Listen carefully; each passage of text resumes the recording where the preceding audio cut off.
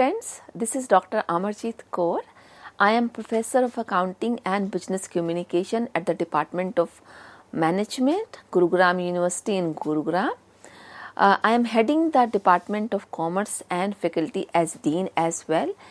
And it's been about 30 years, almost 3 decades that I have spent in industry and in academia. I have the opportunity to teach at Valparaiso University, USA and North Dakota State University in USA, and have authored 8 books and 56 research papers. I am very privileged to be present here today and to talk on chromatic and chronomatic communication. So these 2 types of communication which are part of nonverbal communication, we are going to talk. Okay, so chromatic communication. So it's a type of communication where colors are used to communicate the message. Right? It sounds interesting. I will make you realize that what I am trying to communicate, but this is the topic which you will not find so much discussion around.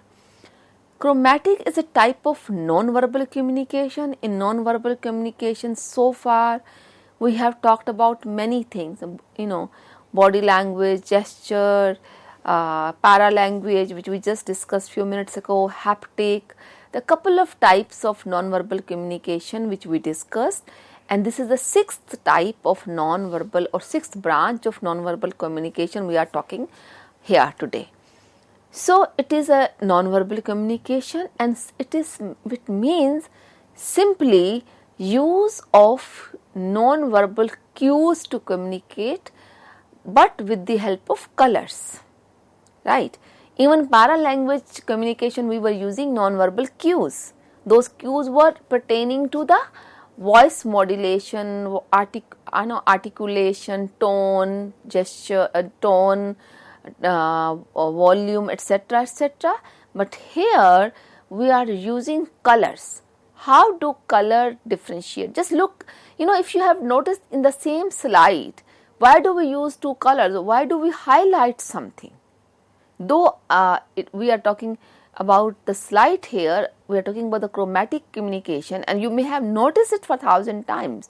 Why is it so that in a book, in any text, there certain words are either in italics or they are bold, they have a darker color, they have altogether different color, as it was in the previous slide you looked at. There were few words which were in yellow color, which means we were trying to highlight that, and my message is modified. So whatever I am showing you here on the slide with 2 different colors, so I am trying to tell you, hey guys, look, the words in yellow color on the slide are more important. The words in red color are more important. So the use of color, which is very much evident on the screen at this moment itself, the use of color to modify the message is actually chromatic communication. Nothing can be more evident. It is actually experiential learning, because you are experiencing it right away, that how I am using 2 colors to differentiate the message or to make certain thing more important than the rest of the message, right? So it's a type of non-verbal communication. Chromatic is basically using the color in the message. So this helps in sending either any intended or unintended message, because certain messages were supposed to be intended for somebody, and for times it just gives the message to others. I do not intend to communicate, let's say there's a wedding in Indian Hindu family. Most of the brides will wear red, brown, dark chocolate, maroon, those colors, pink, magenta, etc., etc. But a bride at a Christian wedding will wear white color, right? And if you go further, if there's some mourning going on, somebody is trying to mourn, somebody has died, and this is some ceremony where we are mourning for someone who lost his life. So in Christians, they are mourning and they are wearing black color. In India, when we mourn, we wear white color. So it is actually helpful in showing cross-culture communication. Now this a bride in red color in India, so it is intended to communicate in the family who were attending the function that she is the bride. Look, she is in the right red color. So there are 100 people, 200 people attending a wedding, and we can differentiate who is the bride by just looking at the color of the lehenga or the sari or whatever suit, whatever he or she is wearing, right? It happens so.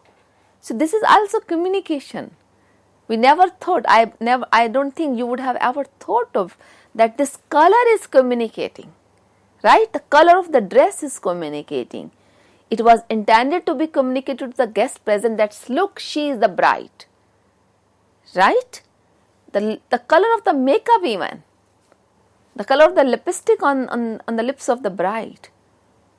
The mother of the bride may not be wearing such a bright color on her lips or on in her dress even.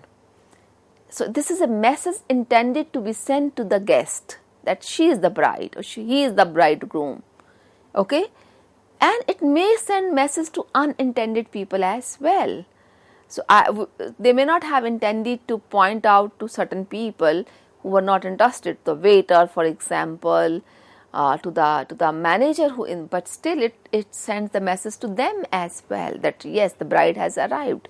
He need to treat him or her a little differently. Okay, so this can help in cross culture communication as well. So now just think, how does it help in business? Because we are studying it as a part of as a part of business communication. If you ever notice, why does it so that most of the business presentations are in blue color? Most of the business brochures are in blue color.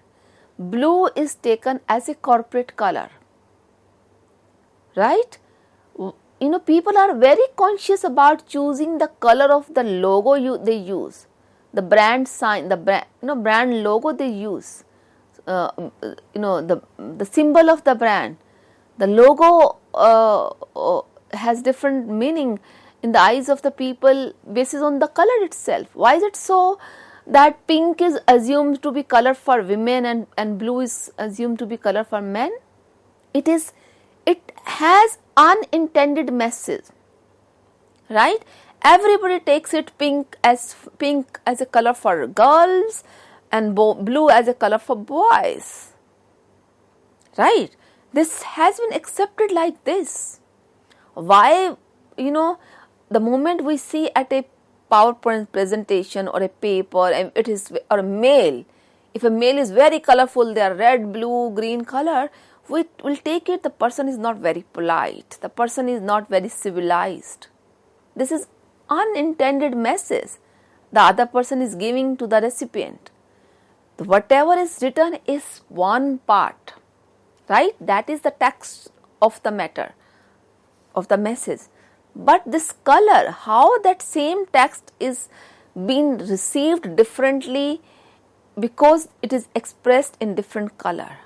The same PowerPoint presentation expressed in different colors makes a different meaning to the recipient, because we may take it as a prejudice in our mind that this is a professional color, because we have certain acceptance in our mind that this is a professional color. Why don't we wear generally hot red color in our office, or bright yellow color shirt in our office? Have you ever seen a boy in a meeting wearing a hot red color shirt or hot yellow color shirt? No, right? It's a communication, because it communicates about the professional etiquettes of a person.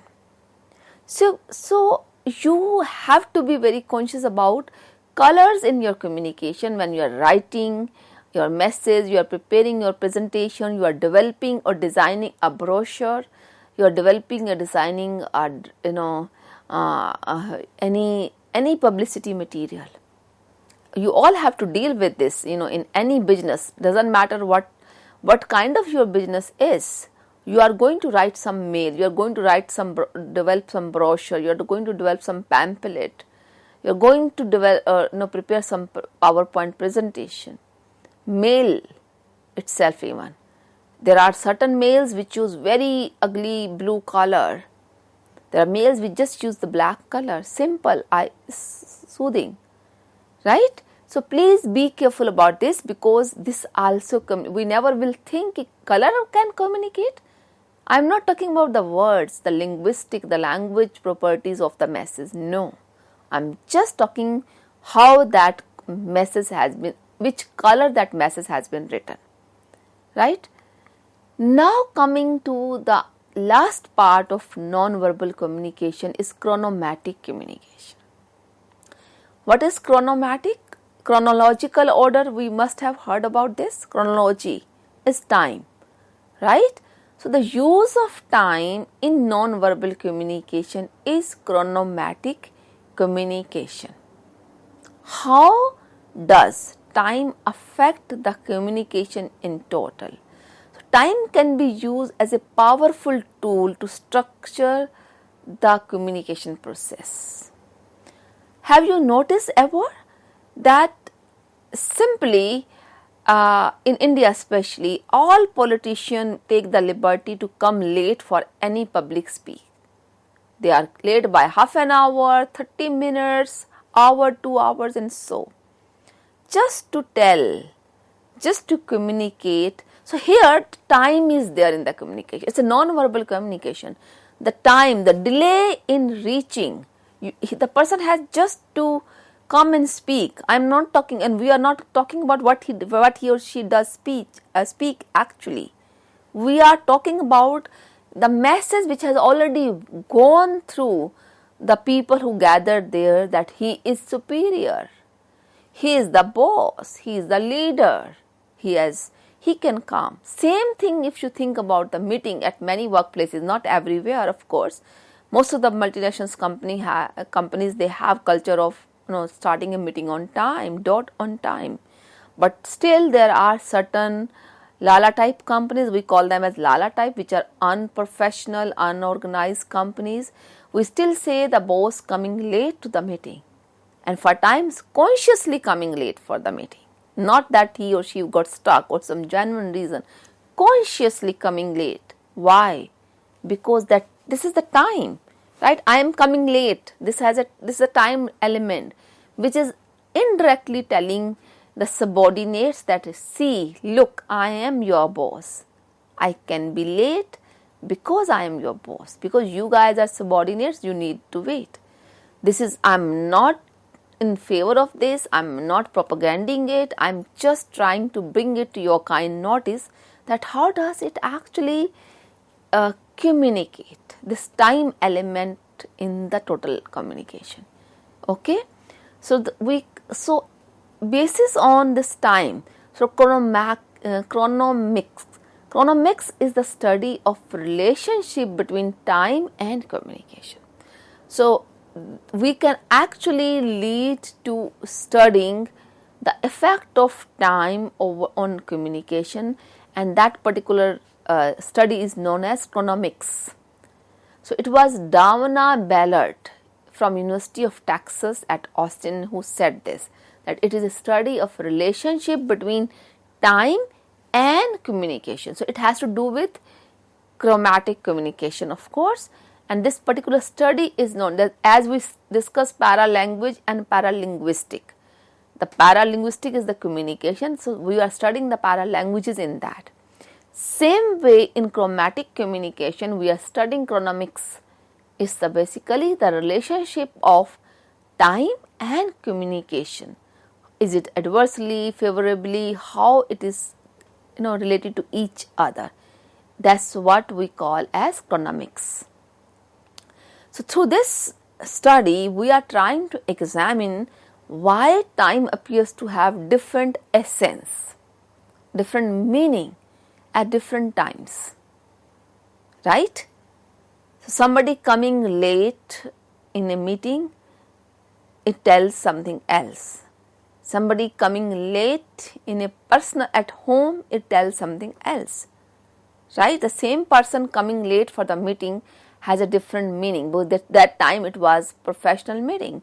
The same guy coming late at home, it has a different essence, different importance, different meaning, right? So how are we treating time? The treatment of time, coming early, is not only coming late all the time, coming early even. But we are actually seeing the different essence, different importance of time element in the communication at different times of communication, right? So that is what chronomatic communication is. Now think, does it affect your work? Does it affect your you as an individual while you are working or during the business communication? Yes, it does. The chromatic barriers is the concept which we talk, right? So when we have problems which are related to time, such as delay caused receiving the message due to physical distance between the sender and the receiver, or different time zone of sender and receiver, this is a chromatic barrier, that because of the time zone is different. I am sitting here in this room, let's say, and I'm talking to somebody in an adjacent room. Though everything, so the sound also travels at a certain speed, we know. So my sound, my speech, whatever I am speaking, my sound will travel from this room to the another room. So there's a delay. It's such a fractional note, but this is a physical distance, right? Because delay is caused in receiving the message due to physical distance. This problem is related with the time only. The other way is to look at this is the sender is receiving the message in different time zones. So somebody is sitting in a central time zone, somebody is sitting in an eastern time zone in the same country, but right? Fortunately, in India we have same one time zone, but in many countries there are many time zones. In US, for example. So if sender and receiver are sitting in different time zone, again the time becomes important here, and if it is not being considered, paid attention to this fact, then it becomes chromatic barrier, right? So while you are planning your meetings, when you are planning your presentations with the multicultural teams, geographical teams, then be careful about this fact, right? The time should not hamper the message. The person should be able to read the message before time, on time. So here time plays a very important role. The message would become meaningful or meaningless basis on how much considered you were to the time zones, to the different physical distance you had with the receiver. Another aspect of chromatic barrier is that this chromatic barrier, as we know, delay in communication may lead to conducting business meetings, schedules, deadlines, appointments effectively, right? Or delay or ineffectively. So you may communicate effectively or ineffectively basis on how did you use this time, right? So chromatic barrier has to do a lot with your business meetings. Let's say you were planning a meeting across sales teams in different continents altogether. A team is sitting in South Asia, another team is sitting in North America, another is sitting in Latin America, another is sitting in different continents, you may Africa or wherever. So you have to call a meeting with, let's say, sales teams from 5 continents. what will happen? We know the time zone is different. Okay, so this time will become a barrier here to call upon a meeting which suits on a time which suits everybody. Same thing can be scheduling of anything, scheduling of presentation or deadlines for that matter, or appointments for that matter, right? So this chronomatic barrier or delay in communication is important for all these aspects of business, right? And these matters, they vary from person to person, organization to organization, country to country, culture to culture to other, right? For example, in Western countries, reaching 5 minutes advance to the meeting time is considered 10 minutes late to meeting. Why? Because the time communication here is, if it says 3 p.m., you should be for the meeting by 2:45, 15 minutes in advance, right? This is a general communication about the time element, general understanding about the time element. In India, if it is 3 p.m., it's fine if you reach 3:10, 3:15. That has to do with the culture of the country, work culture of a particular country, right? It varies same way from individual to individual. Few individuals, even with the living in India, would be conscious about the time, would have learned to be on time, and now we are seeing a good change in society, a positive change in our society, because we are getting chance to work with multicultural teams, right? There are organizations which are very conscious about in the past I was working with a private organization. I won't now like to name the director. About 10 years ago I was working in that organization. Director used to be dot at time. He will certainly enter a minute before to the meeting schedule. He was never ever late in my life. I spent 11 years in that organization. So this was the organizational culture, right? And this gives a message that meeting will start on time. So this is not that the time is 3 p.m. The same time is 3 p.m. for some other organization, where they know if it is 3 p.m. it will start at 3:15, 3:10, 3:20 or 3:30 even. So but in writing it came as 3 p.m. Just think about it. So it varies from organization to organization, individual to individual, country to country, culture to culture, right? So friends, this chromatic and chronomatic barriers, the both are important, very important in any business. In chromatic, we are concerned about couple of things, right? We are concerned about that how does your color affect the communication. In chronomatic, we study how does time affect my total communication. So both time and color has a very important say in the total communication. So I am sure that this session would have been of a great help to you, and I find hardly any presentation on YouTube. There are not much discussion on this topic, and when we are covering the business communication, it becomes imperative to talk about these two things, that how color scheme in the total message, be it presentation, be it schedule of the meeting, designing of the brochure, or writing a mail, and how does time, again, so chromatic and chromatic both are important in total business communication, effectiveness of business communication. With these words, I would like to wind up. Thank you very much for being with me. Thank you.